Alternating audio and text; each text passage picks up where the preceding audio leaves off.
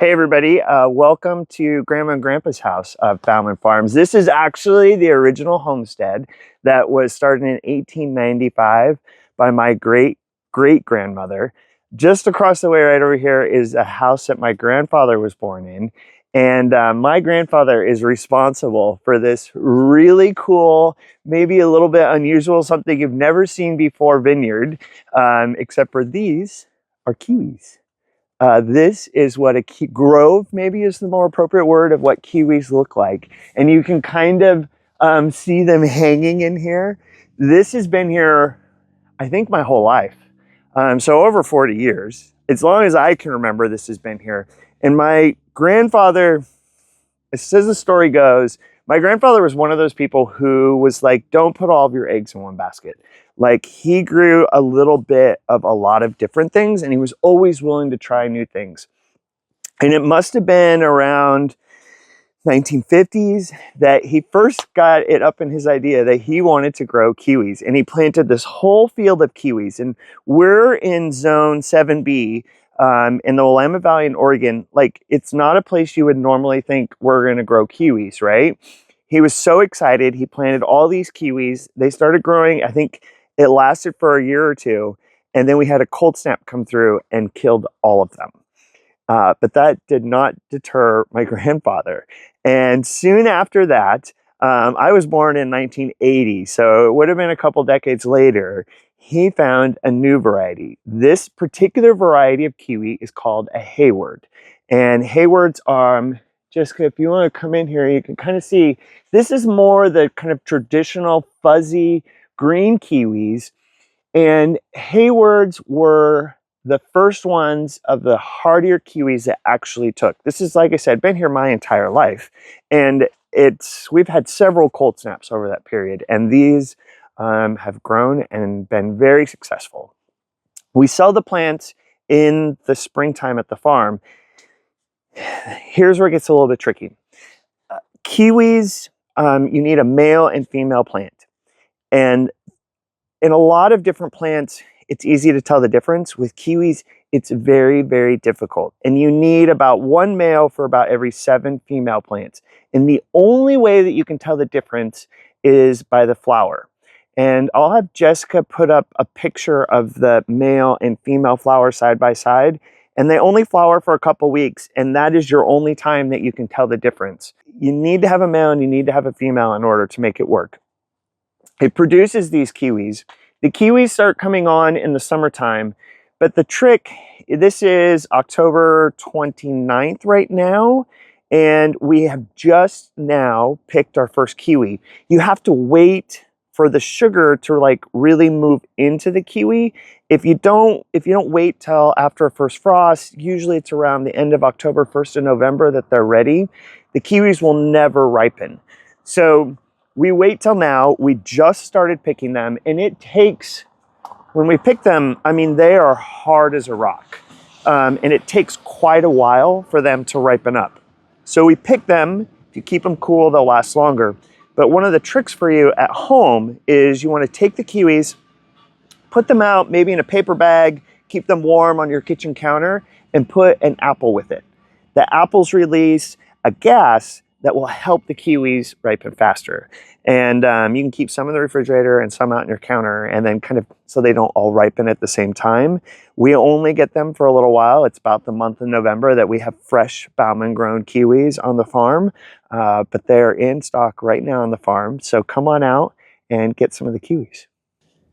While Jessica and me are down doing the video on the kiwi, I thought it would be kind of fun to take you on a little tour of not only like my childhood, but generations of Baumans.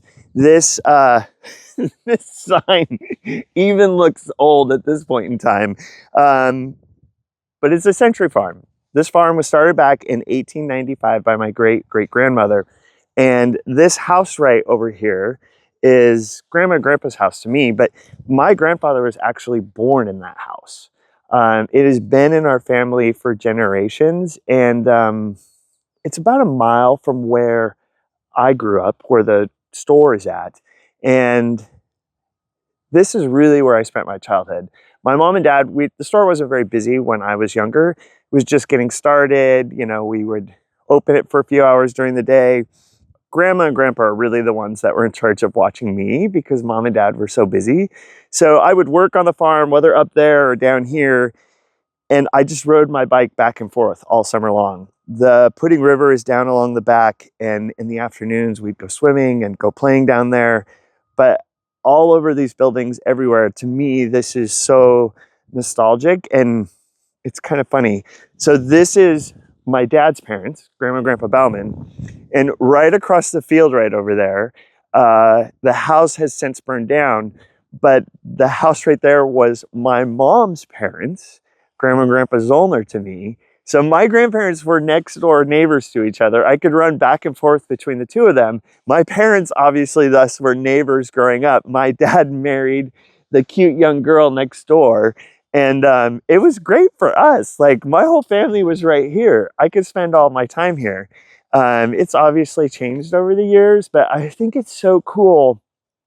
So this orchard right over here is hazelnuts. Now I think it's all hazelnuts. But growing up as a kid, in here, there was a couple cherry trees, there was a couple apple trees, there was a couple plum trees. Grandpa had apricots he was trying to grow, and this is what they would call a family orchard. This is where Grandma, Grandpa, and his family before him, this is where they kept all of the fruit that they would grow for themselves. So you had, there's 150 acres down here, I think, and you're growing all that to sell. Well, you still had to grow some for yourself. So they would plant in this orchard trees that they would use to harvest and can and store for the winter. And so as a kid, I'd run through there all the time, going to the cherry trees, going to the apple trees. It was always kind of fun going through there. We've since, I mean, it's hundreds of years old now, and they've since been replaced and changed. But I always thought that that was kind of cool, that that was their orchard. That was where they kept, Grandma and Grandpa's garden was right here. This is their little spot that they would keep all of their fruits and vegetables. But I wanted to take a second and kind of show you around.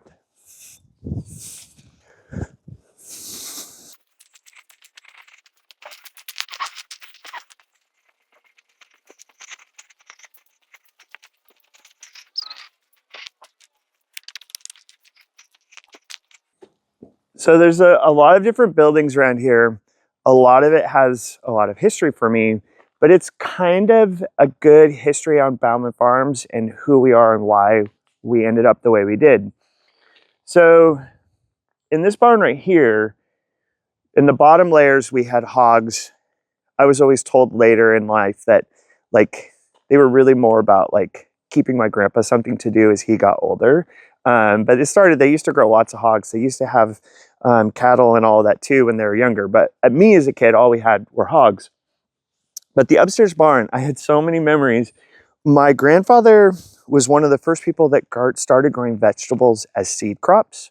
So we grew a lot of onions for seed. So when you grow an onion for seed, they're planted in long rows and the stalks come up, and then you go through by hand and you would take the tops off when the seeds had formed, but before they opened up and all the seeds fell out. You didn't want them falling on the ground. So we would go through with these big canisters, and you'd be chopping off all the heads of the onions.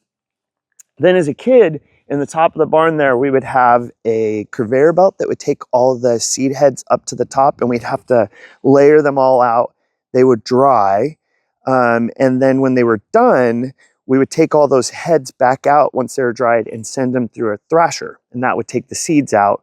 And then we would sort the seeds. It was this whole process we did. But I loved it. As a kid, I would climb up in that barn all the time. And because my grandfather was growing all these different vegetable crops for seed, we had lots of different vegetables. And it's one of the reasons, like, we were able to start the store, because we were growing so many different things that we would just harvest some of them or keep some of that seed to grow our own stuff.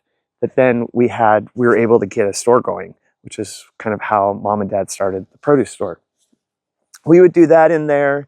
In this little barn over here, one of my favorite memories is harvesting honey. We had all of our own bees, and it was, I mean, honey is so good, right? But we would take the honey, and Lord knows I was not the one. I am super allergic to bees. But my dad and my grandpa had those bee suits, and they'd go, and then you would kind of melt off the front of the honeycomb and then spin it so the honey would come out.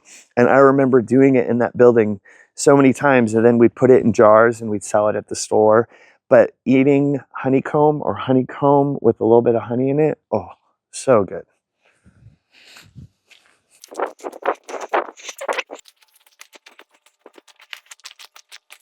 Okay, so it's this kind of cool, foggy morning. But in the background here, you can see the trees all along the outside. The trees are the edge of the property at Grandma and Grandpa's house. And the trees kind of represent where the river goes. So you would follow all the way around, goes back in the back where we were picking cucumbers in one video. Some more hazelnuts down there, but all where the trees are at is where the river is at. And a lot of times when people come to the store and see the farm, there's not any orchards like where the farm store is at, because they're all down at Grandma and Grandpa's and at Ryan and Sarah's house. This is peaches, and it still has some really nice fall color going on here. Behind the peaches is apples and pears and plums. But a lot of our orchards and stuff have just been down at Grandma and Grandpa's because it's where they started. It's, I guess it's easier to have them all in one spot.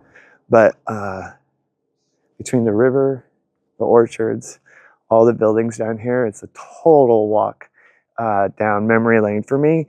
And thanks for hopping along and sharing it with me. Jessica and me will keep kind of putting together videos throughout the summer. Stay tuned because it's the end of October. I'm just finishing up pumpkin patch, but that means I gotta get ready for Christmas. And we have some really fun stuff we want to share with all of you for the holidays. So stay tuned, like, subscribe, comment. We love to hear what else you want to see, and we'll keep taking you around the farm.